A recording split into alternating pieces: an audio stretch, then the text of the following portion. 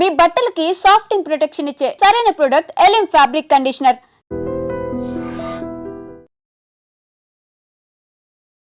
జీడిమెట్లలో జరిగినటువంటి అంజలి హత్య ఎంత సెన్సేషనల్ గా మారిందో మనందరికీ తెలిసిందే. ఇప్పుడు పోలీసుల విచారణను ఎదుర్కొంటున్నారు ఎవరైతే అంజలిని హత్య చేసినటువంటి శివ కావచ్చు, శివ సోదరుడు, అట్లాగే ఈ అమ్మాయి అంజలి వాళ్ళ పెద్ద కూతురు ఎవరైతే ఉన్నారో తేజస్విని, ఆమె కూడా ఇప్పుడు విచారణని ఎదుర్కొంటున్న పరిస్థితి. వీళ్ళందరూ కూడా మైనర్లే. ఎప్పుడైతే హత్య జరిగిందో, హత్య జరిగినటువంటి టైం నుంచి కూడా ఇప్పుడు ఈ కేసులో ట్విస్ట్ల మీద ట్విస్ట్లు అనమాట. అసలు ఈ శివ ఎవరు, శివ ఎక్కడివాడు, ఎట్లా పరిచయం అయిండు, ఎందుకింత హత్య చేసే అంత కోపం శివకి ఏముంది అనేటువంటి విషయాల్ని ఆరా తీసినప్పుడు యాక్చువల్లీ ఇప్పుడు ఈ పెద్ద కూతురు ఎవరైతే ఉన్నారో, అంజలి వాళ్ళ పెద్ద కూతురు ఎవరైతే ఉన్నారో 8 నెలల క్రితమే శివతోని పరిచయం ఏర్పడడం, ఆ తర్వాత ఆమె అనుకుంది, ఆమె ఫిక్స్ చేసేసింది అనమాట. అట్లాగే ఈ శివని పూర్తిగా ట్యూన్ చేసేసింది. ఇక నువ్వు లైఫ్ లో నువ్వే, నేను నీతో పాటే ఉండబోతున్నాను. అట్లనే శివని మానసికంగా కూడా పూర్తిగా ప్రిపేర్ చేసినట్టుగా ఇప్పుడు పోలీసుల విచారణలో తేలినట్టుగా చెప్తున్నారు. ఇప్పుడు ఇక్కడ శివకి సంబంధించిన తల్లిదండ్రులు వరుసగా అసలు మీ కొడుకు ఏంటి, వాళ్ళ బ్యాక్గ్రౌండ్ ఏంటి అన్నప్పుడు చాలా వరకు వాళ్ళ విషయాలు చెప్తున్నారు. వీళ్ళు నల్గొండ చెండూరుకి సంబంధించిన నివాసులు. ఈ శివకి సంబంధించిన ఫాదర్ ఆయన జస్ట్ ఒక కూలీ మాత్రమే, అండ్ వాళ్ళ మదర్ అయితే కేవలం ఇంట్లో హౌస్ వైఫ్ మాత్రమే. శివ అనే వ్యక్తి ఇప్పుడు వాళ్ళ తల్లిదండ్రులతో ఉండడు. వాళ్ళ అమ్మమ్మ వాళ్ళ ఇల్లు కొట్టంగూరు, అక్కడ ఉంటారు. చిన్నప్పటి నుంచి కూడా ఆయనని అక్కడనే పెట్టి చదివిస్తున్నాం, ఆయన అక్కడే ఉంటాడు అన్నటువంటి మాట శివ వాళ్ళ తండ్రి చెప్తున్నాడు. ఇంకో మాట ఏంటంటే, మనకు తెలుసు కదా, శివకి సంబంధించిన తల్లి మొన్న ఒక 3 రోజుల క్రితం హత్య జరిగిన తెల్లవారి ఒక మీడియా సంస్థతో మాట్లాడుతూ చాలా నవ్వుతూ అంజలిని చంపడం కరెక్టే, ఆ పిల్ల చేసింది కరెక్టే అన్నటువంటి మాట చెప్పింది. ఇది ఎంత వైరల్ గా మారిందో మనకు తెలిసిందే. అట్లాగే నెటిజన్స్ కూడా చాలా మంది దీని మీద స్పందించిండ్రు. అసలు ఈమెం తల్లి అట్లా ఎట్లా చెప్తుంది, కరెక్టే చేసింది ఆ అమ్మాయిని ఎట్లా చెప్తుంది అన్నటువంటి మాట నెటిజన్స్ పూర్తిగా ఈమెను కూడా శిక్షించాల్సిందే, ఈమెను కూడా విచారించాల్సిందే అని చాలా మంది కామెంట్ చేసిన పరిస్థితి. ఇప్పుడు ఇక్కడ ట్విస్ట్ ఏంటంటే, ఒక 5-6 ఏళ్ల క్రితం శివ వాళ్ళ తల్లి ఎవరైతే ఇప్పుడు మీడియాతో మాట్లాడిందో, ఎంత సెన్సేషన్ అయినాయో, శివ వాళ్ళ తల్లి మానసిక పరిస్థితి బాలేదు. ఎర్రగడ్డలో ఆమె 5 నుంచి 6 ఏళ్ల పాటు ఆమెకి ట్రీట్మెంట్ జరిగింది. ఆమె మానసిక పరిస్థితి బాలేదు. ఆమె ఏం మాట్లాడిందో ఆమెకు కూడా గుర్తుండదు, తెలియదు. ఆమె అట్లుందనే ఈ పిల్లల్ని అమ్మమ్మ వాళ్ళ ఇంటి దగ్గర చదివిపిస్తున్నాం, ఆమె దగ్గర కూడా పెట్టుకోలేదు. అసలు ఈ పిల్లలు ఇదంతా చేస్తున్నారన్న ఇన్ఫర్మేషన్ కూడా మాకు లేదు అన్నటువంటి మాట ఇప్పుడు శివ వాళ్ళ తండ్రి చెప్తున్నాడు. ఆయన పేరు శ్రీనివాస్, ఆయన రోజు కూలీ. సో ఆ విషయం కూడా తెలియదు. ఇప్పుడు శివ ఎవరైతే ఉన్నారో ఆయన డీజే ఆపరేటర్, అది కూడా వాళ్ళ అమ్మమ్మ ఇంటి దగ్గరే ఉంటాడు. కొట్టంగూరులోనే డీజే ఆపరేటర్ గా పనిచేస్తున్నాడు. ఇప్పుడు శివ వాళ్ళ బ్రదర్ ఎవరైతే ఉన్నారో ఆయన హైదరాబాద్ లో ఒక చికెన్ సెంటర్ లో పనిచేస్తున్నాడు. ఈ హత్యకు సంబంధించి వాళ్ళకి ఎట్లాంటి ఇన్ఫర్మేషన్ లేదు. కానీ శివ మొన్న ఒక వారం రోజుల క్రితం ఎప్పుడైతే తేజస్వినిని తీసుకొని చెండూరుకి వెళ్ళిండో, చెండూరుకి వెళ్ళినప్పుడు 2 రోజుల పాటు వాళ్ళ ఇంట్లో ఉన్నప్పుడు కూడా తల్లిదండ్రి అసలు ఈ అమ్మాయి ఎవరు, ఎందుకు తీసుకొచ్చినావు, ఏంటిది, నువ్వు తిట్టిండ్రంట, ఆ తర్వాత తీసుకెళ్లి వదిలేసే, ఇది మంచి విషయం కాదు అని మందలించిండ్రట. ఆమె ఏజ్ ఏంది, నీ ఏజ్ ఏంది అని మందలించిండ్రట. మందలించిన తర్వాత 2 రోజులు ఉన్న తర్వాత సరే వెళ్ళి దించేస్తాను అని శివ చెప్పిండు. కానీ నెక్స్ట్ వాళ్ళు చెండూరు నుంచి, అంటే అమ్మా నాన్న దగ్గర నుంచి వాళ్ళ అమ్మమ్మ వాళ్ళ ఇంటికి తీసుకుపోయిండు తేజస్వినిని.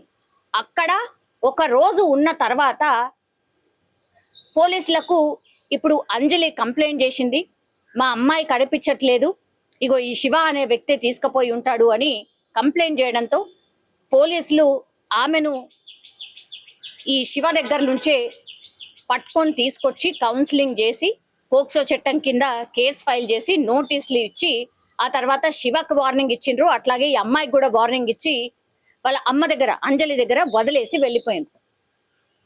వదిలేసిన దగ్గర నుంచి కూడా ఇంకా ఈ తేజస్విని అంటే వాళ్ళ పెద్ద అమ్మాయి తేజస్విని ఫిక్స్ అయిపోయింది అనమాట. ఇంకా వాళ్ళ అమ్మ మనని బతకనివ్వదు, తిడుతూ కొడుతూ ఉంటుంది అని ఆల్రెడీ పోలీసుల విచారణలో చెప్పింది. కాబట్టి ఇంకా మనను బతకనివ్వదు, నీ మీద కేసు అవుతుంది, నా మీద కేసు అవుతుంది, మనని ఎప్పటికీ కలవనివ్వదు అన్నటువంటి మాట ఫిక్స్ చేసింది.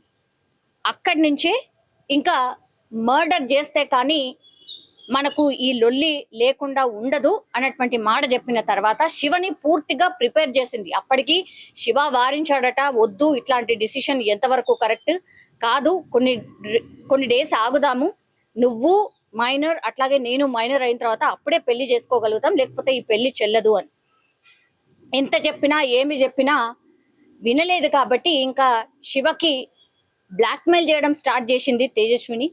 నువ్వు ఒకవేళ వచ్చి మా మమ్మీని చంపకపోతే నీ పేరు రాసి పెట్టి నేను ఆత్మహత్య చేసుకుంటాను, అప్పుడు నీ ఇష్టం అని బెదిరించడం స్టార్ట్ చేసింది. కాబట్టి ఇంకా తప్పనిసరి పరిస్థితుల్లో శివకి ధైర్యం సరిపోలేదు. అందుకని శివ పాపం వాళ్ళ తమ్ముడిని కూడా తీసుకుపోయి ఈ హత్యని చేసినట్టుగా పోలీసుల విచారణలో చెప్పినటువంటి మాటలు. సో శివ అట్లాగే శివ వాళ్ళ తమ్ముడు వీళ్ళిద్దరిని కూడా హత్యలో ఇన్వాల్వ్ చేసింది. ఏం చేసింది, ఇంటికి రమ్మనమని చెప్పి ఈమె ఇంటి బయట కాపలా కాసింది. తర్వాత వాళ్ళిద్దరూ సుత్తెతోని కొట్టి ఆ తర్వాత రాయితోని మోది బయటికి వచ్చేసిన తర్వాత వాళ్ళు వెళ్ళిపోయింది.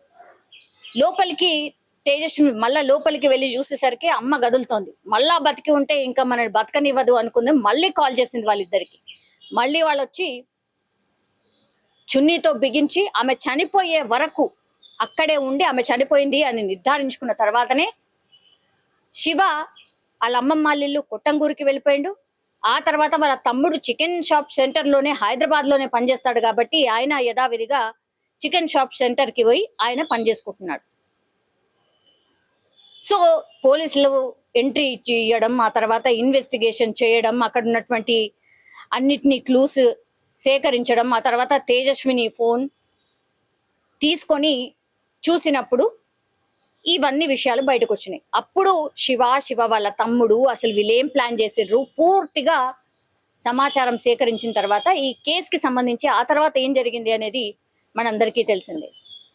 ఇక్కడ అందరు ఏమనుకున్నారు అని అంటే, యాక్చువల్లీ శివ వాళ్ళ అమ్మ ఇంత భయంకరంగా మాట్లాడుతుంది కదా, వీళ్ళ ఫ్యామిలీతోని మరి ఆమెకు కూడా ఏమైనా వైరం ఉందా, ఇంత కఠినంగా ఎట్లా మాట్లాడగలుగుతుంది, ఈ కేసులో వాళ్ళ ప్రమేయం కూడా ఉందా అన్న దాంట్లో విచారణ చేసినప్పుడు ఆర్ క్లూస్ ని సేకరించినప్పుడు అసలు శివ వాళ్ళ అమ్మా నాన్నకి ఎలాంటి సంబంధం లేదు. జస్ట్ ఈ పిల్ల శివతోని మాట్లాడడం, 8 నెలల పరిచయం, ఇన్స్టాగ్రామ్ పరిచయం ద్వారా ఓన్లీ ఆ శివ వాళ్ళ తమ్ముడిని ఈ కేసులో బలి చేసినట్టుగా ఇప్పుడు స్పష్టంగా శివ వాళ్ళ అమ్మా నాన్న చెప్తున్నటువంటి పరిస్థితి అయితే కనిపిస్తోంది. వీళ్ళందరూ మైనర్ కావడం, అట్లాగే వీళ్ళ మానసిక పరిస్థితి ఏంది అని అందరు కూడా మాట్లాడుతున్నటువంటి పరిస్థితి.